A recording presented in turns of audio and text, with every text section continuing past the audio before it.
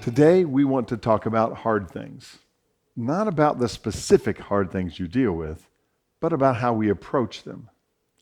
I taught computer topics like programming and web design to high school students for 9 years.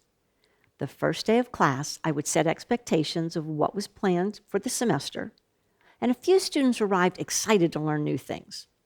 But most students communicated their fear. I'm going to fail this class, Mrs. Fox. I'm terrible with computers. We all have to deal with things that aren't in our sweet spot. We don't get to choose whether or not we will face hard stuff, but we do have a say in our attitude toward it. You know, Paul encouraged the Colossians, whatever you do, work heartily, as for the Lord and not for men. Colossians chapter 3. We face new challenges all the time. I've replaced ductwork in the crawl space that no one's ever going to see. I've torn apart and rebuilt decks not to impress people, but because I determined they weren't safe, and that's what God wanted me to do. Mike decided to build a patio out of pavers for his grill and smoker. 6 months later, and with the help of several other people, he was still working on it. And that's the easy stuff. Yeah. Working at recovering from a surgery or helping a loved one through a particularly difficult time, those pose long-term challenges. Being a wise parent, that's hard. Or rebuilding your life after your home has been flooded or your community destroyed, that's unimaginable. It's normal to feel hesitant or unsure when we're doing things we've never done before. We could get discouraged because we see other people who are better equipped at handling these challenges.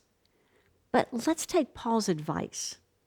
Instead of running away from hard work or procrastinating, we can dig in, working heartily at it as if we're doing it for God, not other people. And when we do that, God does something in return. He uses the experience to hone our character. He'll help us be more patient, kind, or forgiving. He'll give us opportunities to experience humility, mercy, and grace. He'll grow our compassion for other people who, maybe like us, struggle with insecurities. Looking back, I'm still proud of my old high school students today because they worked heartily. Few of them won competitions or became software engineers, so most of their work was only seen by God and me. But I testify that God used their diligence to help them grow in perseverance. I watched them learn how to appreciate each other and help each other. I watched self-control blossom in those classrooms. When God calls you to do a task that you don't like and don't plan on ever doing again, it's worth working heartily, as for the Lord, not men. While you may never use that skill again, it will help you build godly character that will benefit you for the rest of your life. And also please God.